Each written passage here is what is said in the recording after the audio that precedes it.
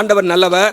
இந்த வருஷம் நமக்கு இயர் ஆஃப் பவர், வல்லமையின் வருஷமாக இருக்கிறதுனால வல்லமையோடு எப்படி வாழ்வது, வல்லமை நிறைந்த வாழ்க்கை வாழ நாம் என்ன செய்ய வேண்டும் என்கிற காரியத்தை உங்களோடு நான் சிலவற்றை நான் பேச விரும்புகிறேன். Accessing God's power, accessing God's power. ஆண்டவருடைய வல்லமையை எப்படி நாம் நம்முடைய வாழ்க்கையில் பெற்றுக்கொள்ள முடியும்? ஏற்கனவே ஒரு காரியத்தை பார்த்தோம், அதுவும் சேர்த்து தான் இன்றைக்கு நான் சொல்ல போகிறேன். இல்லாவிட்டால் biblical pathways to access God's power. ஆண்டவருடைய வல்லமையை நம்முடைய வாழ்க்கையில் முழுமையாக பெற்று அனுபவித்து நாம் வாழ வேண்டும் என்று சொன்னால் நாம் என்ன செய்ய வேண்டும் என்று சொல்லி சில காரியங்களை உங்களோடு பகிர்ந்து விரும்புகிறேன். வேதத்திலே அநேகருடைய வாழ்க்கையிலே அவர்கள் வல்லமையினால் நிறைந்திருந்தார்கள். குறிப்பாக இயேசுவை குறித்து சொல்லும் பொழுது, இயேசு நசரேயனாகிய இயேசுவை தேவன் பரிசுத்த ஆவியினாலும் வல்லமையினாலும் அவர் நிரப்பினார் என்று சொல்லி வாசிக்கிறோம்.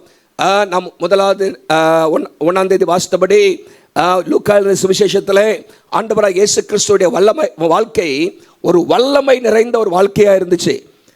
அவர் ஆவியானுடைய வல்லமையினாலே கலிலேயாவுக்கு திரும்பி போனார். வல்லமையோடு அசுத்தாவிகளுக்கு கட்டளையிடுகிறார் என்றெல்லாம் நாம் வேதத்தில் வாசிக்கிறோம். பிடியாளிகளை சுகமாக்கத்தக்க வல்லமை அவருடைய ஊழியத்தில் விளங்கிற்று என்று சொல்லலாம் நாம் வேதத்தில் நாம் வாசிக்கிறோம். அது மாத்திரமல்ல, அந்த வல்லமை இயேசுவோடு கூட முடிந்து விடல, அது சீஷருடைய வாழ்க்கையிலே தொடர்ந்தது. ஹல்லேலூயா. பேதுரும் யோவானும் அங்கே இயேசுவின் நாமத்தில் எழுந்து நட என்று சொல்லும் பொழுது அவர்கள் எழுந்து நடந்தார்கள் என்று வாசிக்கிறோம். லூக்கா 9ஆம் அதிகாரம் 1ஆம் வசனத்தில் ஆண்டவர் அந்த அதிகாரத்தையும் வல்லமையும் அவர்களுக்கு கொடுத்திருந்தார். ரோமர் 15:18 வாசிக்கும் பொழுது பவுலை கொண்டு ஆண்டவர் மகத்துவமான காரியங்களை செய்தார் என்று சொல்லி நாம் வாசிக்கிறோம். பாருங்க, ஒரு வல்லமை உள்ள கிறிஸ்தவ வாழ்க்கையை நாம் வாழ அழைக்கப்பட்டிருக்கிறோம். 2 தீமோத்தேயின் புஸ்தகம் 3ஆம் அதிகாரம் 5ஆம் வசனம் சொல்லுது, கடைசி நாட்களிலே தேவ பிள்ளைகள் வல்லமை இல்லாமல் இருப்பாங்க. they will deny God's power. ஆண்டவருடைய வல்லமையை மறுதலிக்கிறவர்களாக இருப்பார்கள். தேவ பக்தியின் வேஷம் இருக்கும், ஆனால் என்ன இருக்காது? வல்லமை இருக்காது. அப்போ நீங்களும் நானும் அந்த வல்லமையோடு தேவ பலத்தோடு நாம் வாழ வேண்டும் என்று சொன்னால் நம்ம என்ன செய்ய வேண்டும்? accessing God's power, biblical pathways to access God's power. தேவனுடைய வல்லமை பெற்றுக்கொள்ள வேதம் காட்டும் வழிகள் என்கிற காரியத்திலிருந்து சிலவற்றை நாம் பார்க்க போகிறோம். முதலாவதாக தேவனுடைய வல்லமையை நாம் பெற்றுக்கொள்ள வேத வசனத்தை நாம் வாசிக்கணும். ஸ்கிரிப்சர்ஸ், எல்லாம் சொல்லுங்க, ஸ்கிரிப்சர்ஸ். வேத வசனம். பைபிள் சொல்லுது, வாசிங்க ஒரு வசனத்தை. எபிரேயர் 4ஆம் அதிகாரம் 12ஆம் வசனம். தேவனுடைய வார்த்தை எப்படிப்பட்டது? ஜீவனும் வல்லமை உள்ளது. தேவனுடைய வார்த்தை ஜீவன் உள்ளது. It's powerful. ஆண்டவருடைய வார்த்தை வல்லமை உள்ளது என்று சொல்லி நாம் வேதத்திலே வாசிக்கிறோம். அந்த வார்த்தையினாலே இயேசு நிறைந்திருந்தார். இயேசு நிறைந்திருந்தார். ஆகவேதான் அவருடைய வாழ்க்கையில வல்லமை வெளிப்பட்டது. அடிக்கடி சொல்லியிருக்கிறேன், இயேசுடைய ஊழியம் 3 வார்த்தைகளை சொல்லி பிசாசு ஜெயித்தார். அது என்ன? It is written. It is எழுதி இருக்கிறதே. தமிழில் ஒரே வார்த்தை தான், எழுதி இருக்கிறதே, எழுதி இருக்கிறதே, எழுதி இருக்கிறதே என்று இயேசு மறுபடியும் சொன்னார். பிசாசை பார்த்து சொன்னார். அந்த வசனத்துக்கு தான் பிசாசு நடுங்கினார். அந்த வார்த்தைக்கு தான் பிசாசு பயப்பட்டான். முடியும் போதும் இட் இஸ் ஃபினிஷ்ட், முடிந்தது. தமிழில் ஒரே வார்த்தை தான், முடிந்தது என்று சொன்னார். பாருங்க, அவருடைய ஊழியத்தின் ஆரம்பத்தில் இயேசு எழுதியிருக்கிறதே, எழுதியிருக்கிறதே வார்த்தையை கொண்டுதான் ஆண்டவர் சாத்தானை ஜெயித்தார். வார்த்தையினால தான் அவருக்குள்ளாக வல்லமை இருந்தது என்று சொல்லி பார்க்கிறோம். இயேசு வசனத்தினால் நிறைந்த ஒரு மனிதனாக காணப்பட்டார். 12 வயதிலே அவர் வேத வசனத்தை நன்றாக கற்றிருந்தார் என்று நாம் வாசிக்கிறோம். லூக்கா 2ஆம் அதிகாரத்திலே யோவான் 7:15 வாசிக்கும் பொழுது அவர் வேத எழுத்துக்களை நன்றாக அறிந்திருந்தார் என்று யோவான் 7:15 சொல்லப்பட்டிருக்கிறது. பாருங்க, வேத வசனத்திலே நாம் நிறைந்திருக்கும் பொழுது, வேத வசனத்தோடு நம்ம கனெக்ட் ஆகிருக்கும் போது நம்முடைய வாழ்க்கையில வல்லமை வெளிப்படும். ஹல்லேலூயா. வசனத்தை பேசணும். வசனத்திலே ஜீவன் இருக்கிறது. கர்த்தருடைய வசனம் யோவான் 6:63 அது ஜீவனாக இருக்கிறது, ஆவியாக இருக்கிறது என்று இயேசு அங்கே சொல்ல நம்ம பார்க்கிறோம். பாருங்க, இந்த வசனத்தினால் நிரப்பப்படும் பொழுது இந்த வசனம் நம்முடைய வாழ்க்கையில எப்படிப்பட்ட வல்லமை வெளிப்படுத்துறதுன்னா, இந்த வசனம் நம்முடைய வாழ்க்கையிலே பரிசுத்தமாக்குகிற வல்லமை வெளிப்படுத்துகிறது. ஹல்லேலூயா. வசனத்தை வாசிக்க வாசிக்க தேவனுடைய பிள்ளைகளாக நாம் பரிசுத்தமாகி கொண்டே இருக்கிறோம். சங்கீதம் 119 9 11 சொல்கிறது, வாலிபன் தன் வழி எதனால் சுத்தம் பண்ணுவான்? கர்த்தருடைய வசனத்தின்படி தன்னை காத்துக்கொள்கிறதுனால் தானே. God's power is inseparable from his word. ஆண்டவருடைய வார்த்தையும் தேவ வல்லமையும் பிரிக்க முடியாது. வார்த்தை இல்லாத வல்லமை அதில் பிரயோஜனம் இல்லை. வார்த்தை தான் நம்முடைய வாழ்க்கையில் வல்லமையை கொண்டு வருகிறது என்று சொல்லி பார்க்கிறோம். காலையில் நான் சொன்னேன், ஸ்தேவானுடைய வாழ்க்கையிலே ஸ்தேவான் வசனத்தினால் நிறைந்திருந்தான். முழு பழைய ஏற்பாட்டுமே அவன் அப்படியே சொல்கிறதே நம்ம அப்போஸ்தலர் 7ஆம் அதிகாரத்தில் வாசித்தோம். ஆகவே ஸ்கிரிப்சர்ஸ் நம்முடைய வாழ்க்கையில் தேவ வல்லமை வெளிப்படணும்னு சொன்னால் இந்த வசனத்தை நல்லா வாசிக்கணும். ஹல்லேலூயா. இந்த வசனத்தை தியானிக்கணும். இந்த வருஷம் நமக்கு ஒரு ஆசீர்வாதமான வருஷமாக இருக்கணும்னா பாருங்க, சக்ஸஸுக்கு பைபிளில் ஒரே ஒரு ஃபார்முலா தான் போட்டிருக்கு. எங்கே போட்டிருக்கு? நீ சக்ஸஸ்ஃபுல்லாக இருப்ப அப்படின்னு இருக்கு. எங்கே போட்டிருக்கு? யோசுவா 1:8. யோசுவா 1:8 என்ன சொல்லியிருக்கு பாருங்க. யோசுவா 1:8 சத்தமாக வாசிங்க மைக்கில். பிரியாதிருப்பதாக கவனமாக இருக்கும்படி.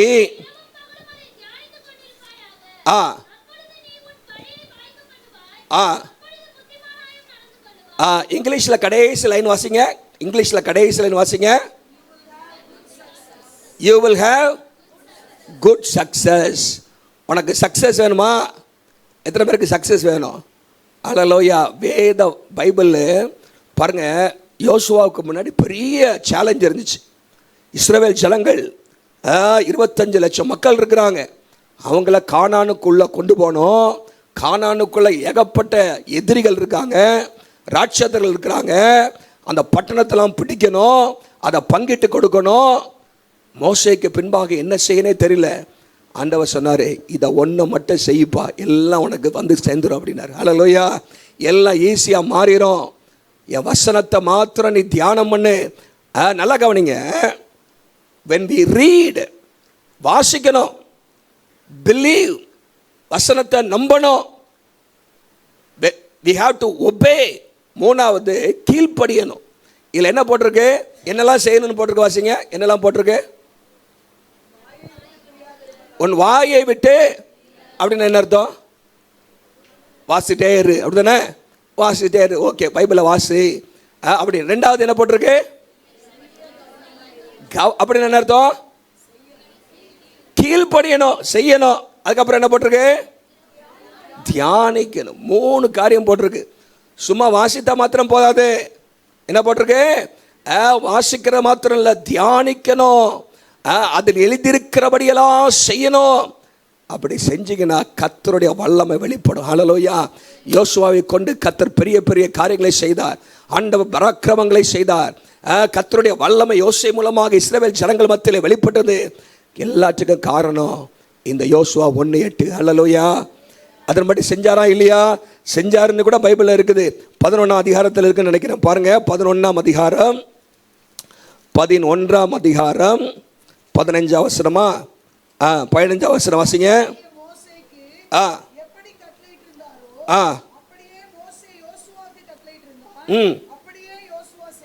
செய்தான்.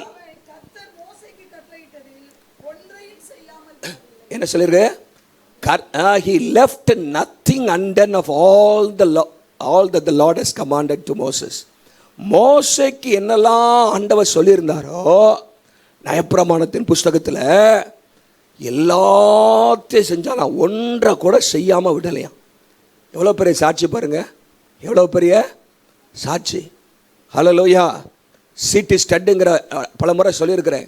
ஒரு வயசான காலத்தில் பைபிளில் கண்ணாடி வச்சு அந்த மேக்னிஃபையிங் கிளாஸ், அது கூட கண்ணாடி போட்டால் கூட தெரியலையாம். அதுலேயும் என்ன பண்ணாராம், அந்த பூத கண்ணாடி வச்சு வாசிட்டு இருந்தாராம். என்னது அப்படியே வாசிட்டு இருந்தாராம். என்னடா ஒரு பக்கத்தில் ஒருத்தங்க கேட்டாங்களே, என்னங்க கண்ணு தெரியல, நீங்கள் இவ்வளோ கஷ்டப்பட்டு சிரமப்பட்டு பைபிள் இப்படி பூத கண்ணாடி வச்சு வாசிக்கிறீங்களே அப்படின்னு கேட்டதுக்கு அவர் சொன்னாராம், இந்த பைபிளை நான் எத்தனையோ முறை வாசித்திருக்கிறேன். இப்போ நான் சாவப்போகிற நிலைமையில் இருக்கிறேன். ஆனால் ஏதாவது ஒரு வசனத்துக்கு நான் கீழ்ப்படியாமல் இருக்கிறேனா அப்படின்னு தேடிட்டு இருக்கிறேன். நான் எப்படி யாராவது தேடி இருக்கீங்களா? புதகாடி போட்டு ஏதாவது நான் கீழ்ப்படியாமல் இருந்திருக்கிறேனா அப்படின்னு, ஆண்டவரே நான் சாவறக்குள்ள எல்லாத்துக்கும் கீழ்ப்படின ஆண்டவரே அப்படின்னு கீழ்ப்படுகிறதுக்காக தேடினாராம். ஒரு எல்லாம் சொல்லுங்க பார்க்கலாம். நம்ம எதுக்கு தேடுறோம்? கர்த்தர் என்கிட்ட பேசணும், மேன்மையாக்குவேன், தலையாக்குவேன், மலைக்கோட்டையில் கொண்டு போய் வைப்பேன், இப்படி பேசணும் நம்மள்கிட்ட, எங்கேயாவது கொண்டு போய் வைக்க. அதுக்கெல்லாம் தேடுறோம். ஆண்டவரே சொல்லும் என்ன செய்யணும் பாருங்க. 11:15 எவ்வளோ அருமையாக சொல்லியிருக்குது. வேத வசனத்துக்கு கீழ் ஒன்றையும் செய்யாமல் விடவில்லை. இதுதான் மோசே யோசுவாவுடைய வாழ்க்கையின் வல்லமைக்கு காரணம். ஹல்லேலூயா. ஸ்தேவானுடைய வாழ்க்கையின் வல்லமைக்கு காரணம், இயேசுவுடைய வாழ்க்கையின் வல்லமைக்கு காரணம், அப்போஸ்தலருடைய வாழ்க்கையிலே வல்லமைக்கு காரணம் தேவ வசனத்திலே கனெக்ட் ஆகியிருந்தாங்க. ஹல்லேலூயா. ரெண்டாவதாக வேத வசனம் நம்மை பரிசுத்தமாக்கும், ஞானவான்களாக மாற்றும். வேத வசனம் நம்முடைய வாழ்க்கையில் மகிழ்ச்சியை தரும். அநேக காரியங்கள் இருக்குது. சரி, ரெண்டாவதாக ஜெபத்தின் மூலம் வல்லமை. ஜெபத்தின் சப்ளிகேஷன் ஆர் பிரேயர், ஜெபத்தின் மூலம் வல்லமை. நம்ம ஊரில் ஒரு வாக்கியம் இருக்குது, இத்தனை பேர் கேட்டுறீங்க. மோர் பிரேயர் மோர் பவர். என்னது சொல்லுங்க? More prayer less prayer less power. No prayer no power. No prayer. அப்போ வல்லமை எதன் அடிப்படையில் ஜெபிக்கிற போது பைபிளில் வாசிக்கிறோம். யாக்கோபு 5:16 வாசிங்க. இல்லை 5 நீதிமான், அதுக்கு 2வது பகுதி, நீதிமான் செய்யும் ஊக்கமான வேண்டுதல் மிகவும் வல்லமை உள்ளது. The prayer of righteous man ஆங்கிலத்தில் is more powerful, more effective அப்படின்னு போட்டிருக்கு. More powerful. இன்னொரு மொழிபெயர்ப்பில் NIV-ல மோர் பவர்ஃபுல். நீதிமான் செய்கிற ஊக்கமான ஜெபம் இருக்கு பாருங்க, அது எப்படிப்பட்டதா? வல்லமை உள்ளது. வல்லமை பலன் என்று சொன்னால் வல்லமை பாருங்க, அதில் வல்லமை வெளிப்படும். அப்போஸ்தலர் நடபடிகளில் நீங்கள் 1ஆம் அதிகாரத்திலிருந்து 28ஆம் அதிகாரம் வரைக்கும் ஜெபத்தை குறித்து ஏராளமான காரியங்கள் சொல்லப்பட்டிருக்கிறது. எங்கெல்லாம் தேவ பிள்ளைகள் ஜெபம் பண்ணாங்களோ அங்கெல்லாம் கர்த்தருடைய வல்லமை வெளிப்பட்டது. ஹல்லேலூயா. 4ஆம் அதிகாரம் 31 வாசிங்க. 4:31. அவர்கள் ஜெபம் பண்ணின பொழுது, ஜெபம் பண்ணின போது குடியிருந்த இடம் அசைந்தது, எல்லாரும் பரிசுத்த ஆவியினால் நிரப்பப்பட்டார்கள். லூக்கா 3ஆம் அதிகாரம் 21 இயேசு ஜெபம் பண்ணின பொழுது சொல்லுங்க முடியுங்க, வானம் திறக்கப்பட்டது. ஜெபம் பண்ணின பொழுது வானம் திறக்கப்பட்டது. Power of prayer. ஜெபத்திலே வல்லமை இருக்கிறது. எலியா ஜெபம் பண்ணின பொழுது சொல்லுங்க என்னெல்லாம் வந்துச்சு?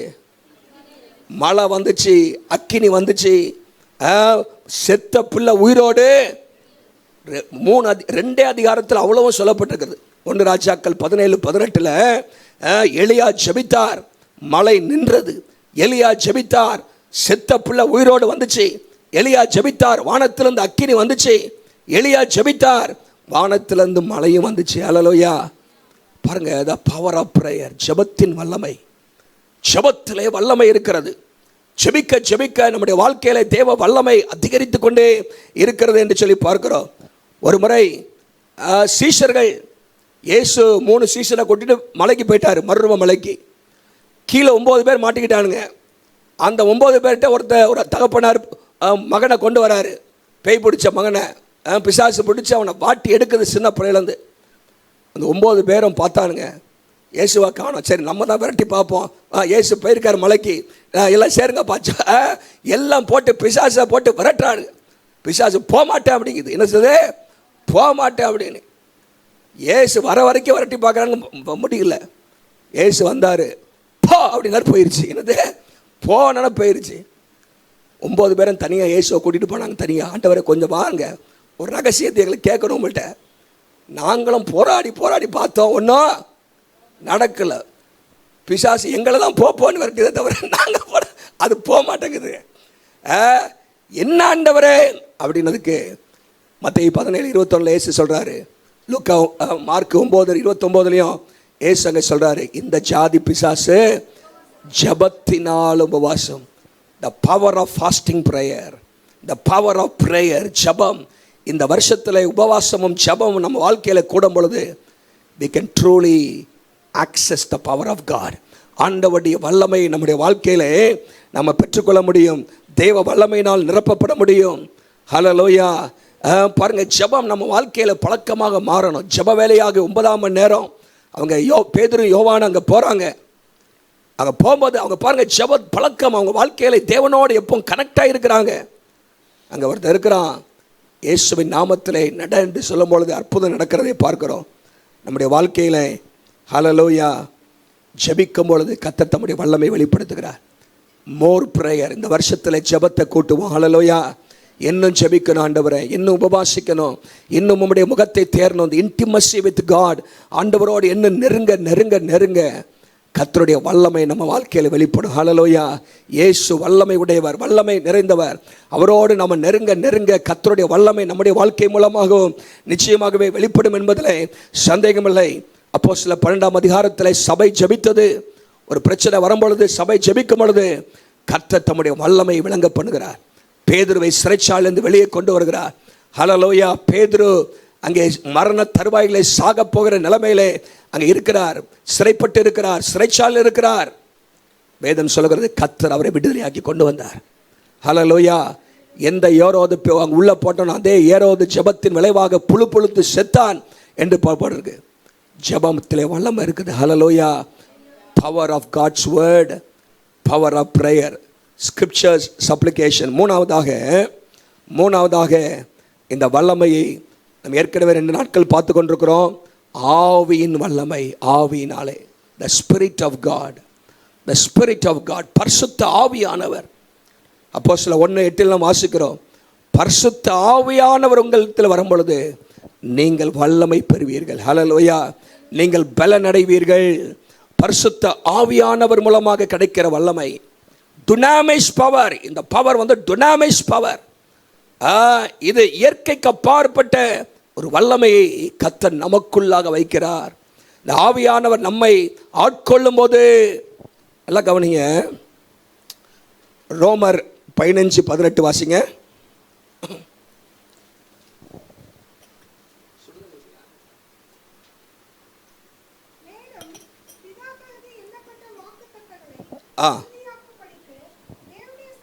மைக்கில் வாசிக்கிறீங்களா யாராவது? இல்லை, நான் வாசிக்கிறேன்.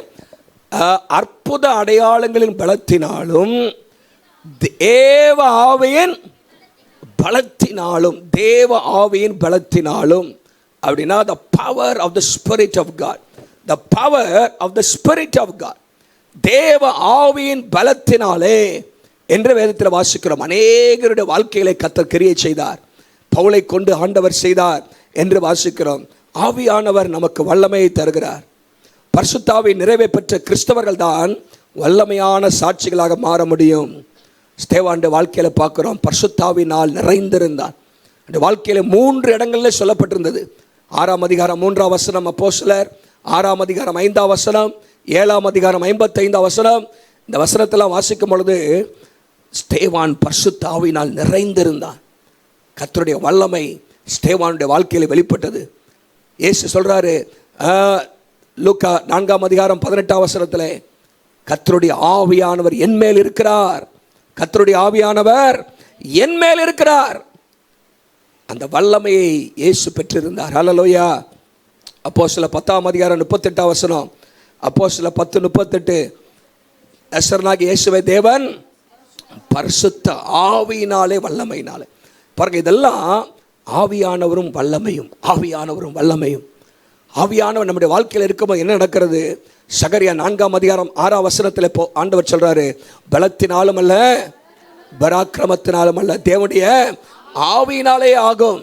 பெரிய பர்வதமே, நீ எம்மாத்திரம் செருபாபேலுக்கு முன்பாக நீ சமபூமி ஆவாய். செருபாபேலுக்கு முன்பாக பெரிய பர்வதம் போல அநேக பிரச்சனைகள் இருக்கலாம். ஆனால் கர்த்தருடைய ஆவியின் பலன் நம்முடைய வாழ்க்கையில் இருக்கும் பொழுது பெரிய பெரிய சவால்கள், பெரிய பெரிய பிரச்சனைகள், பெரிய பெரிய போராட்டங்கள் நமக்கு முன்பாக ஒன்றுமில்லாமல் அது போவதற்கு கர்த்தர் நமக்கு பலன் தருகிறார். ஹல்லேலூயா. பாருங்க, ஆவியின் பலன், ஆவியானவர் நமக்குள்ளாக இருக்கணும். இந்த வருஷத்தில் ஆவியின் பலனை பெற்றுக்கொள்ள ஆவியானவருக்கு நம்ம ரொம்ப இடம் கொடுக்கணும், நம்ம மூலமாக கிரியை செய்கிறதுக்கு. ஹல்லேலூயா. ஆவியானவர் நமக்குள்ளாக இருக்கிறாரு. ஆனால் ஏன் நம்ம வாழ்க்கையில் கிரியை நடக்கிறன்னா அவருக்கு நம்ம இடம் கொடுப்பதில்லை. பரிசுத்த ஆவியானவர் நமக்குள்ளாக இருக்கிறார். ஆனால் ஆவியானவர் நம்மை கட்டுப்படுத்த, ஆழ்ந்து நடத்த, நம்மை அவருடைய ஆளுகைக்கு நம்ம ஒப்பு கொடுக்கணும். அப்போதான் பரிசுத்த ஆவியானவர் மூலமாக கிரியை செய்வார். ஹல்லேலூயா. அதான் பரிசுத்த ஆவியானுடைய நிறைவின் அடையாளமாக இருக்கிறது. எபேசியர் 5:18 பரிசுத்த ஆவியினால் நிறைந்திருங்கள் அப்படின்னா என்ன அர்த்தம்? அதுக்கு முந்தானே போட்டிருக்கு, துன்மார்க்கருக்கு ஏதுவான மதுபான வெறி கொள்ளாமல். அப்போ ஒரு மனுஷன் தண்ணி போட்டானா என்ன பண்ணுது? அந்த மது என்ன பண்ணுது? அவனை யாருன்னே தெரியாமல் மாற்றிடுது. ஹல்லேலூயா. அவன் பாட்டுக்கு ரோட்டில் டான்ஸ் ஆடுறான், அவன் பாட்டுக்கு என்னத்தலாமா பேசுகிறான், அவனுக்கே தெரியல. அப்படி பேசுகிறனா, அப்படி நடந்தனா, அப்படி நடத்தினா காலில் கேட்பான். நம்ம ஊரில் என்ன சொல்லுவாங்க? விடிஞ்சா குடிகாரம் பேச்சு என்ன செஞ்சேன்னு அவனுக்கு தெரியாது. ஏன்னா under the influence of the alcohol அப்படிம்பாங்க, under the influence of the. அப்போ அதை சொல்லிட்டு அவர் சொல்றாரு, நீங்க you should be under the influence of the spirit. You should be under the influence of the Holy Spirit. ஆவியானவருடைய ஆளுகைக்குள்ளாக. உங்களுக்கே தெரியக்கூடாது என்ன ஆண்டவர் உங்கள் மூலமாக செய்கிறார்னு. ஹல்லேலூயா. அப்படி நம்ம வாழ்க்கையில் கர்த்தர் கிரியை செய்யணும், நம்ம வாழ்க்கை மூலமாக வெளிப்படணும். பாருங்க, நம்ம என்னெல்லாம் பரிசுத்த ஆவியானவரை செய்யக்கூடாதுன்னு போட்டிருக்கு. 3 காரியம் போட்டிருக்கு பைபிளில். பரிசுத்த ஆவியானவரை துக்கப்படுத்தாதிருங்கள். திரும்ப அடுத்ததெல்லாம் சொல்லுங்க. ஆவியை அவித்து போடாதிருங்கள். 3வது 3 காரியம் போட்டிருக்கு. 1, to not grieve the spirit. அது எபேசியர் 4:30 வாசிக்கிறோம். 2வது, to not quench the spirit. ஆவியை அவித்து போடாதிருங்கள். 1 தெசலோனிக்கேயர் 5:19 நினைக்கிறேன், 19:22 அங்கே போட்டிருக்குது, டோன்ட் quench த ஸ்பிரிட். ஆவியானவரை அவித்து போடாதிருங்கள். 3வதாக ஸ்தேவானுடைய பிரசங்கத்தில் ஒன்று சொல்கிறாரு. என்ன சொல்லுங்க? நான் ஹிண்ட் சொல்லிட்டேன். ஆவியானவர் என்ன செய்யக்கூடாதுன்னு போட்டிருக்கு. ஆவியானவருக்கு எதிர்த்து நிற்காதுங்க. Don't resist the spirit. Don't resist the spirit. ஆவியானவரை துக்கப்படுத்தக்கூடாது. நல்லா கவனிங்க. ஆவியானவர் எப்போ துக்கப்படுத்துகிறோன்னா, அவர் சொல்றத நம்ம இல்லை, அதாவது நம்ம வாழ்க்கையில் அவருடைய வார்த்தைக்கு மீறி நடக்கும்போது நம்ம என்ன செய்கிறோம்? ஆவியானவரை துக்கப்படுத்துகிறோம். ஆண்டவர் சொல்றதை நம்ம செய்யாமல் போனால் ஆவியானவரை அவித்து போடுறோம், கொஞ்ச் பண்ணுறோம். ஆண்டவருடைய சத்தத்தை நம்ம கொஞ்ச் பண்ணிடுறோம். ஆண்டவருடைய சத்தத்தையே நான் கேட்க மாட்டேன் அப்படின்னு தள்ளி போகிறது ஆண்டவருடைய பரிசுத்த ஆவியானவருக்கு எதிர்த்து நிற்கிறது. 3ஐயும் அப்போஸ்தலர் 7:51 போட்டிருக்கு. பரிசுத்த ஆவிக்கு எதிர்த்து நிற்கிறீர்கள். இந்த 3 நம்ம வாழ்க்கையில் இந்த வருஷத்தில் இருக்கக்கூடாது. ஹல்லேலூயா. நான் ஆவியானவரை துக்கப்படுத்த மாட்டேன், ஆவியை அவித்து போட மாட்டேன், ஆவியானவருக்கு எதிர்த்து நிற்க மாட்டேன். I will not grieve, I will not quench, I will not resist the holy spirit. என்ன செய்வேன் அப்படின்னா, ஒரு அற்புதமான ஆங்கில வார்த்தை, I will yield to the spirit, I will surrender to the spirit. நான் ஆவியானவருக்கு என்னை முற்றிலுமாக விட்டு கொடுப்பேன். என்ன சொல்லுங்க? விட்டு கொடுப்பேன். அவர் என்னை ஆளுகை செய்ய விட்டு கொடுப்பேன். அவர் என்னை நிரப்புவதற்கு விட்டு கொடுப்பேன். அவர் என் மூலமாக பேசுவதற்கு விட்டு கொடுப்பேன். அவர் என்னோடு பேசுவதற்கு என் காதுகளை திறந்து கொடுப்பேன். அந்த அனுபவத்துக்குள்ள போயிட்டீங்கன்னா வல்லமை நம்ம வாழ்க்கையில் வரும். ஹல்லேலூயா.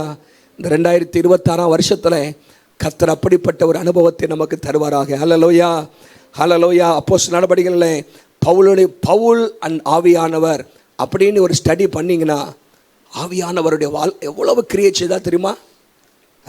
நீங்கள் ஊழியத்தில் ஆவியானவர் பேசுகிறார், பேசிதான் அனுப்புகிறார். ஃபஸ்ட்டு ஸ்டெப்பே அங்கே ஆரம்பிக்குது. அவரை பிரித்து ஊழியத்துக்கு அனுப்புகிறார். அடுத்ததாக நீங்கள் பார்த்தீங்கன்னா நிறைய காரியம் அப்படி இருக்குது. 16ஆம் அதிகாரத்துக்கு வரும்பொழுது ஆவியானவர் தடை பண்ணினார்னு போடுறது. ஆவியானவர் என்ன பண்ணாரா? தடை பண்ணினார். போவாதன் தடை பண்ணுறாரு. என்ன 20ஆம் அதிகாரம் நினைக்கிறேன், அது 16:5, அது 16. ஓகே, அடுத்தது 20ஆம் அதிகாரத்துக்கு வந்தீங்கன்னா அங்கே சொல்றாரு, ஆவியிலே கட்டுண்டவனாய், ஆங்கிலத்தில் கம்பல்டு பை த ஸ்பிரிட், ஆவியிலே உந்தப்பட்டவனாய் எருசலேமுக்கு போகிறேன். ஆவியானவர் என்னை கம்பல் பண்றாரு. இங்கிலீஷில் கம்பல்னு போட்டிருக்கு. ஆண்டவர் என்னை உந்தி தள்ளுறாரு, அங்கே போன்னு சொல்றாரு. ஆவியானவர் என்னை தடை பண்றாரு. ஆவியினாலே இன்னும் பல ஆவியானவர் என் மூலமாக கிரியேட் செய்கிறாரு. இப்படி நிறைய காரியத்தை பவுல் அங்கே சொல்றாரு. நல்லா கவனிங்க. த ஸ்பிரிட் ஆஃப் காட், ஹல்லேலூயா. ஆவியிலே நிரப்பப்படுகிற வாழ்க்கை, ஆவியானவருக்கு விட்டு கொடுக்கிற ஒரு வாழ்க்கை. அந்நிய பாஷையில் பேசணும் நிறையா, ஹல்லேலூயா. இந்த வருஷத்தில் நல்ல அந்நிய பாஷையில் பேசி ஜெபம் பண்ணுங்க. கர்த்தர் உங்கள் மூலமாக கிரியேட் செய்வார். கர்த்தருடைய வல்லமை நம்ம பார்ப்போம், ஹல்லேலூயா. அவன் 3 சொல்லிட்டோம். ஸ்கிரிப்சர்ஸ், வேத வசனத்தின் மூலம் வல்லமை, ஜெபத்தின் மூலம் வல்லமை, ஆவியானவர் மூலமாக வல்லமை, 4வதாக துதியின் மூலமாக வல்லமை. Singing praises to God.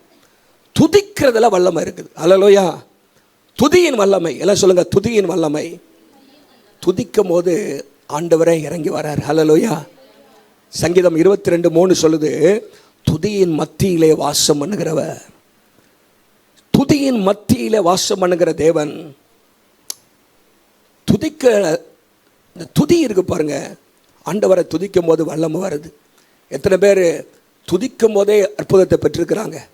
துதிக்கும் பொழுதே தேவன் சுகத்தை கொடுக்கிறார். துதிக்கும் பொழுதே கட்டுகள் உடைக்கப்படுகிறது. துதிக்கும் பொழுதே பிசாசுகள் ஓடுகிறது. தாவீது துதிக்க ஆரம்பித்த பொழுது கிண்ணறத்தை சவுலுக்குள்ளாக இருந்த பிசாசு ஓடிச்சு. பவுலும் சீலாவும் துதித்தார்கள். பவுலும் சீலாவும், அப்போஸ்தலர் 16:25. அங்கே சிறைச்சாலை கதவுகள் என்ன பண்ணுச்சு? அதிர்ந்தது, திறந்தது, சங்கிலிகள் கலன்றது. பாருங்க, there is power in praise. இந்த வருஷத்தில் துதிக்கிறது மூலமாக கர்த்தருடைய வல்லமையை நாம் பெற்றுக்கொள்ள கர்த்தர் நமக்கு கிருபை தருவாராக. ஹல்லேலூயா. Let us access the power of God. Tap into the power of God. கர்த்தருடைய அந்த வல்லமைக்குள்ளாக நம்ம நுழைய கர்த்தர் நமக்கு கிருபை தருவாராக. இன்னும் அநேக அற்புதங்களை குறித்து நாம் வாசிக்கிறோம். 2 நாளாகமம் 20ஆம் அதிகாரத்தில் துதிச்சாங்க, அவ்வளோதான். ஆண்டவர் அங்கே வெற்றியை கொடுத்துட்டார், ஹல்லேலூயா. தாவீதை போல கர்த்தரை துதிக்க பழகுவோம். சங்கீதம் 34:1 கர்த்தரை நான் எக்காலத்திலும் ஸ்தோத்தரிப்பேன், அவர் துதி எப்பொழுதும் என் வாயில் இருக்கும் என்று சங்கீதக்காரன் சொல்கிறான். கர்த்தரை நான் எக்காலத்திலும் ஸ்தோத்தரிப்பேன். ஆண்டவரை துதிக்க துதிக்க துதிக்க வெற்றி வந்துக்கிட்டே இருக்கும், ஹல்லேலூயா. தேவ வல்லமை வெளிப்படும். நாம் அறியாத சூழல், நாம் அறியாத விதத்திலே கர்த்தர் நமக்கு கிரியை செய்வார். நம்முடைய வாயிலே கர்த்தரை துதிக்கிற துதி எப்பொழுதும் இருப்பதாக. உதடுகளின் கனியாகிய ஸ்தோத்திர பலியை அவர் மூலமாக எப்பொழுதும் தேவனுக்கு செலுத்த கடவும், ஹல்லேலூயா. முறுமுறுக்க முறுமுறுக்க, அதான் ஃபாதர் பாரார்ல, துதி எடுத்தால் முறுமுறுத்தா திரும்பி வந்திருக்கானா? வரலையா? முறுமுறுத்தா வராமல் எப்படி இருப்பான்? வந்துடுவான். துதி எடுத்தா போயிடுவான், ஹல்லேலூயா. துதிக்கணும், முறுமுறுக்க கூடாது. அது இல்லையே, இது இல்லையே, அது சரியில்லையே அப்படின்னு முறுமுறுக்காம துதிப்போம், ஹல்லேலூயா. எல்லாவற்றுக்கும் துதிக்கும் பொழுது கர்த்தர் நம்மை நிரப்புவார். நீங்கள் பாருங்கள், அப்போஸ்தலர் நடபடிகளில் தேவ பிள்ளைகள் துதித்தார்கள். அங்கே அப்போஸ்தலர் 2ஆம் அதிகாரமா, அப்போஸ்தலர் 2ஆம் அதிகாரம், தேவனை துதித்து ஜனங்கள் எல்லாற்றும் தயவு பெற்றிருந்தார்களாம். One of the characteristics of the early church என்னன்னா praising God, praising God. ஜெபம் இருந்தது, அப்பம் பிற்குதல் இருந்துச்சு, உபதேசம் இருந்துச்சு. 47ஆம் வசனத்தில் தேவனை துதிக்கிற அனுபவம் இருந்துச்சு, ஹல்லேலூயா. தேவனை துதிக்கிற அனுபவம் அவங்களுக்குள்ளாக இருக்கிறதை நம்ம பார்க்கிறோம். நாமும் கர்த்தரை துதிக்க பழகுவோம், கர்த்தருடைய வல்லமையை பெற்றுக்கொள்வோம். ஐந்தாவதாக சேவியர்ஸ் பிளட், இயேசுவின் ரத்தம். இயேசுவின் ரத்தத்தில் வல்லமை. இதில் வல்லமை. நம்ம ஒரு பாட்டு பாடுவோம் தெரியுமா? என்ன பாட்டு? ரத்தம் ஜெயில்ல வல்லமை உண்டு உண்டு. அந்த பாட்டு பாடுங்க, கொஞ்சம் வாசிங்க, பாடுங்க. வல்லமை உண்டு. எதனால வல்லமை? இயேசுவின் ரத்தத்தினால். அந்த காலத்துல இருந்து அந்த பாட்டு பாடுவாங்க. பாடுங்க வேகமா. வல்லமை உண்டு உண்டு அற்புத வல்லமை இயேசுவின் இரத்தத்தால். வல்லமை உண்டு உண்டு அற்புத வல்லமை இயேசுவின் திரு இரத்தத்தினால். There is power, wonder working power in the blood of the Lamb. There is power, wonder working power in the precious blood of the Lamb. வல்லமை உண்டு உண்டு அற்புத வல்லமை இயேசுவின் இரத்தத்தால். வல்லமை உண்டு உண்டு அற்புத வல்லமை இயேசுவின் திரு இரத்தத்தினால். ஆமென். ஹல்லேலூயா. அப்படின்னா என்ன? இயேசுவின் இரத்தத்தின் வல்லமைனா என்ன? வெளிப்படுத்தின விசேஷம் 12ஆம் அதிகாரம் 11ஆம் வசனத்தில் வாசித்தீங்கன்னா அங்கே போட்டிருக்குது, ஆட்டுக்குட்டியானுடைய இரத்தத்தினாலும் சாட்சியின் வசனத்தினாலும் சாத்தானை என்ன பண்ணாங்களா? ஜெயித்தார்கள். பாருங்க, ஆட்டுக்குட்டியான ஒரு இரத்தம் வல்லமை எப்படி அனுபவிக்கிறதுனா, நம்முடைய வாழ்க்கையில் ஒவ்வொரு நாளும் இயேசுவின் இரத்தத்தினால் நாம் கழுவப்படுவதற்கு நம்ம அர்ப்பணிக்கணும். ஹல்லேலூயா. இயேசுவின் இரத்தம், இயேசுவின் இரத்தம் வந்து யோவான் 1:7 சொல்லுது, சகல பாவங்களை நீக்கி நம்மை சுத்திகரிக்கும். அப்படிதானே? Cleansing power. இப்போ அடுத்த 2ஆம் வசனம் சொல்லுது, 9ஆம் வசனத்தில், உங்கள் பாவங்களை நீங்கள் அறிக்கையிட்டால் அப்படின்னு போட்டிருக்கு. என்னது? பாவங்களை அறிக்கையிடணும்னா தெரிஞ்ச பாவத்தை தான் அறிக்கை விட முடியும். ஆண்டவரை தெரியாத நிறையா பாவம் செஞ்சுருக்கேன், எல்லாத்தையும் அறிக்கை எடுக்கிறேன் அப்படி பாவம் கன்ஃபஷனாக என்ன? ஆண்டவரை இதை செஞ்சுட்டேன். அப்போது இந்த இயேசுவின் இரத்தத்திற்கு it has the power to cleanse both the known and unknown sins. நம்முடைய வாழ்க்கை ஆண்டவருக்கு முற்றிலுமாக அர்ப்பணிக்கும் பொழுது, ஆண்டவரே என்னை கழுவும், நான் தெரிந்து செய்த பாவங்கள் உண்டு, நான் அறியாதபடிக்கு இது பாவனே தெரியாமல் சில காரியங்கள் என் வாழ்க்கையில் செய்திருக்கலாம், அதையும் மன்னிங்க ஆண்டவரே. பாருங்க, நம்ம வாழ்க்கையில் ஆண்டவர் நம்மை கழுவுவதற்கு ஒவ்வொரு நாள் நம்மை அர்ப்பணிக்கும் பொழுது நம்ம வாழ்க்கையில் இந்த இயேசுவின் இரத்தத்தின் வல்லமை நம்ம வாழ்க்கையில் வெளிப்படும். ஹல்லேலூயா. ஒரு பரிசுத்தவானை பார்த்து தான் பிசாசு பயப்படுறான். பாவம் நம்ம எடுக்கும்பொழுது பிசாசு நம்ம உள்ளே வந்துடுவான். சாத்தான் பிசாசுக்கு இடம் கொடாதிருங்கள்னு சொல்லப்பட்டிருக்கிறது. நம்ம வாழ்க்கையில் முறுமுறுக்குகள், பொய், கெட்ட வார்த்தை, கசப்பு, கோபலாம் இருந்துச்சுன்னா எபேசியர் 4:27 சொல்லப்பட்டே பிசாசுக்கு நாம் இடம் கொடுத்து விடுவோம். ஆனால் இயேசுவின் இரத்தத்தினாலே கழுவப்படும் பொழுது பிசாசுக்கு நம்முடைய வாழ்க்கையில் வாசல் அடைக்கப்படுகிறது. நம்ம வாழ்க்கையில் தேவ வல்லமை வெளிப்படுகிறது. ஹல்லேலூயா. இயேசுவின் வல்லமை வெளிப்படுத்துகிற விசேஷம் 1ஆம் அதிகாரம் 5ஆம் வசனம் எப்படி சொல்கிறது? இயேசுவின் இரத்தம் நம்மை பாவங்கள் அற நம்மை சுத்திகரிக்கிறதா. பாவங்கள் அற கம்ப்ளீட்டாக என்ன பண்ணுது? இயேசுவின் இரத்தம் நம்மை சுத்திகரிக்கிறது என்று வாசிக்கிறோம். பாருங்க, bleeding the blood of Jesus அப்படிம்பாங்க. ப்ளீடிங் அப்படின்னா ஆண்டவர்கிட்ட கேட்கணும், ஆண்டவரே உம்முடைய இரத்தம், உம்முடைய இரத்தம் என்னை கழுவட்டும், உம்முடைய இரத்தத்தினால் சுத்திகரியும். பாருங்க, என்னைக்கோ ஆண்டவர் சிந்தின இரத்தம் இன்னைக்கும் நம்ம வாழ்க்கையின் பாவத்தை மன்னிக்குது. ஹல்லேலூயா.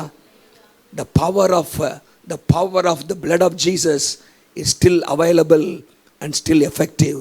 ஹல்லேலூயா. இன்றைக்கும் அது சக்தி உள்ளது, இன்றைக்கும் அதில் வல்லமை இருக்கிறது என்று பார்க்கிறோம். ஆகவே the blood of Jesus has life giving power, ஜீவனை கொடுக்கிற வல்லமை, யோக் பிரேக்கிங் பவர், நுகங்களை முறிக்கிற வல்லமை, வண்டர் ஒர்க்கிங் பவர், அற்புதங்களை செய்கிற வல்லமை, டீமன் பேரலைசிங் பவர், பிசாசை உடைக்கிற அவருடைய திட்டங்களை தவிடுபடி ஆக்குகிற அந்த வல்லமை இயேசுவின் இரத்தத்துக்கு இருக்கிறது. ஹல்லேலூயா.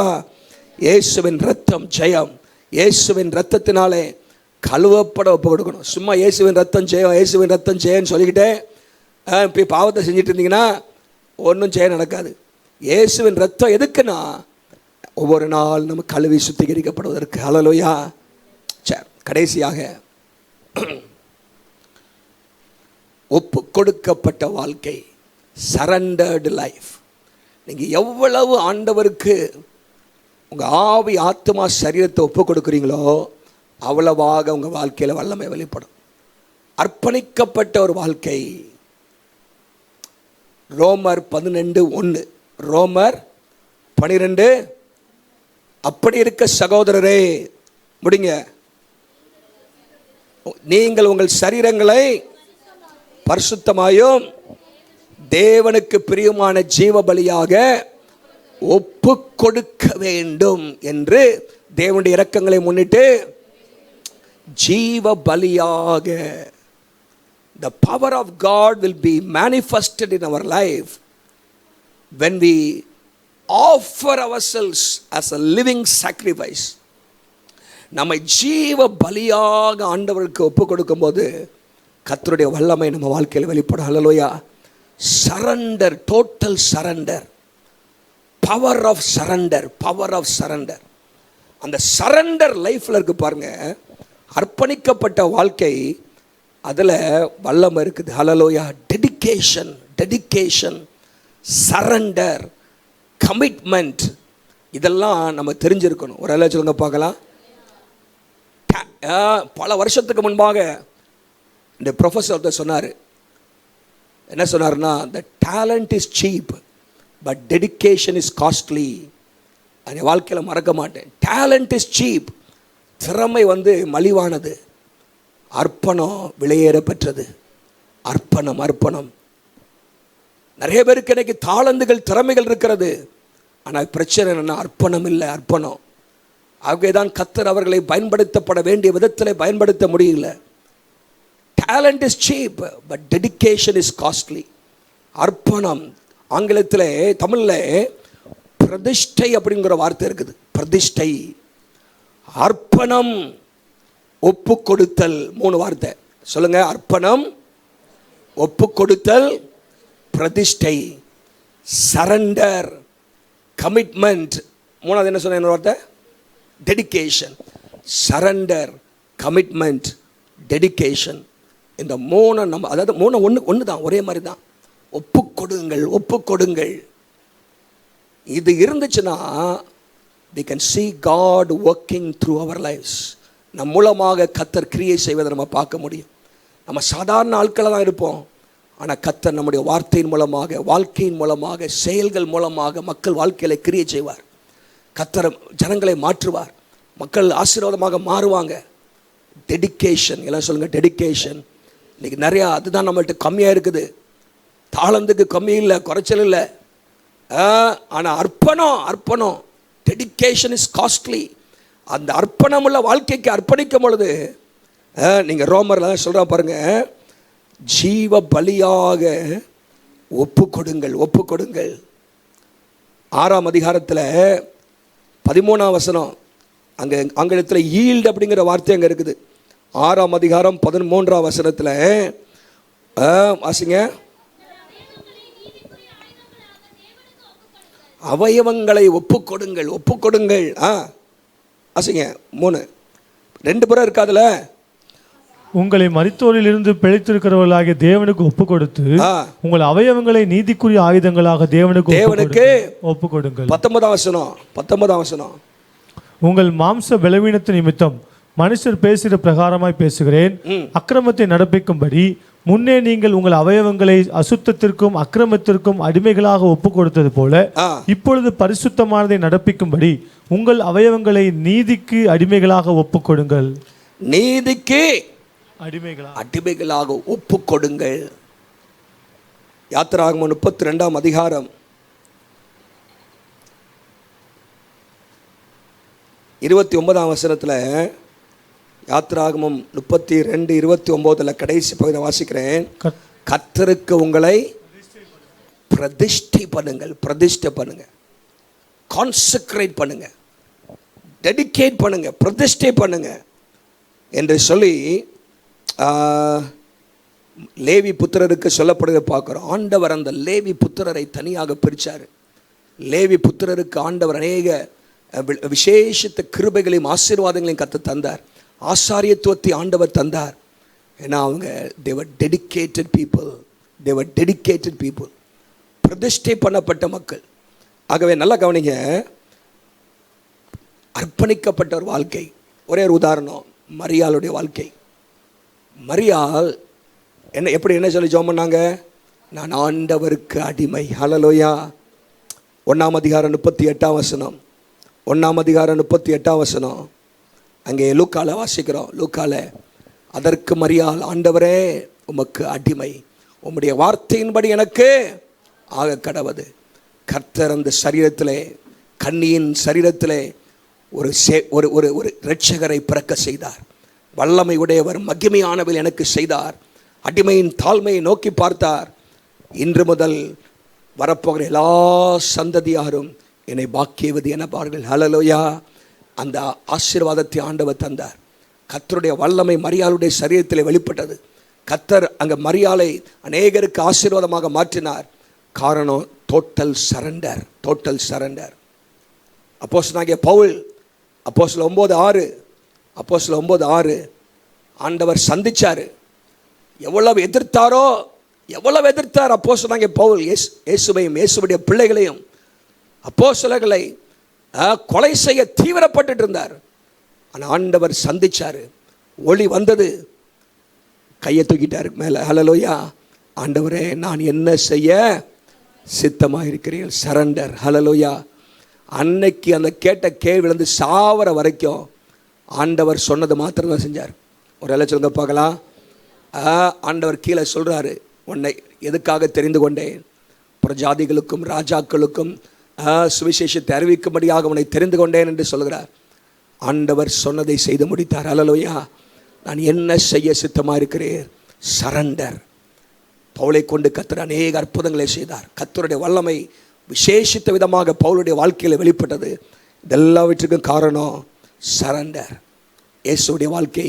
இயேசுடைய வாழ்க்கை. பிதாவே, என் சித்தம் அல்ல, உம்முடைய சித்தத்தின்படி ஆக கடவது. என் சித்தப்படி அல்ல, உம்முடைய சித்தத்தின்படி ஆக கடவது என்று இயேசு ஒப்பு கொடுத்தார். நம்முடைய வாழ்க்கையில் a life that is totally surrendered, unreserved சொல்லுங்க. அப்படின்னா ரிசர்வேஷனே இருக்கக்கூடாது. என்ன இருக்கக்கூடாது? ரிசர்வேஷன்னா என்னது? ஒரு ட்ரெயினில் ஒரு கம்பார்ட்மெண்ட்டு அன்ரிசர்வ்டுன்னு இருக்கும். அப்படின்னா அது யார் வேணால் ஏறி உட்காந்துக்கலாம். அப்படி நிறையா வாழ்க்கையிலும் பகுதிகளை நீங்கள் என்ன பண்ணி வச்சுருக்கீங்க? நீங்கள் ரிசர்வ் பண்ணி வச்சுருக்கீங்க. அதில் என்னத்தையும் ஏற்றிக்கலாம் நீ. அது வேறு, இது வேறு வித்தியாசமானது. பாருங்கள், முழுசாக கொடுத்துடணும் ஆண்டவருக்கு. ஹல்லேலூயா. முழுசாக ஆண்டவருக்கு கொடுத்தா we can see the power of God in our lives. Hallelujah. Putting ourselves at God's disposal. முற்றிலுமாக ஆண்டவரிடத்தில் ஒப்பு கொடுத்து விடுதல். இப்படிப்பட்ட வாழ்க்கை வல்லமையை கொண்டு வரும். ஹல்லேலூயா. இதெல்லாம் செஞ்சு பார்த்தீங்கன்னா நம்ம வல்லமையாக இருப்போமா, இருக்க மாட்டோமா? சொல்லுங்கள் பிரதர், சிஸ்டர். வசனத்தினால் நிரம்ப வல்லமை வெளிப்படும். ஜெபிக்க வல்லமை வெளிப்படும். ஆவியானவரால் நிரப்பப்பட கர்த்தருடைய வல்லமை வெளிப்படும். துதிக்க கர்த்தருடைய வல்லமை வெளிப்படும். இயேசுவின் இரத்தத்தினாலே கழுவப்பட்டு கொண்டே இருக்க 6வதாக ஒப்பு கொடுக்கப்பட்ட 3 வார்த்தை சொன்னேன். சொல்லுங்க. ஒப்பு கொடுக்க, சரண்டர், கமிட்மெண்ட், டெடிகேஷன். தமிழில் அர்ப்பணம், பிரதிஷ்டை, ஒப்பு கொடுத்தல். இதெல்லாம் ஒரே அனுபவம் தான். ஆனால் பாருங்கள், இதை கொஞ்சம் தியானம் பண்ணி பாருங்கள். ஆண்டவர் அப்படி செய்யும் பொழுது கர்த்தர் நம்ம மூலமாக வெளிப்படுவார். ஹல்லேலூயா. எல்லாம் எழுப்பி இருப்போம்.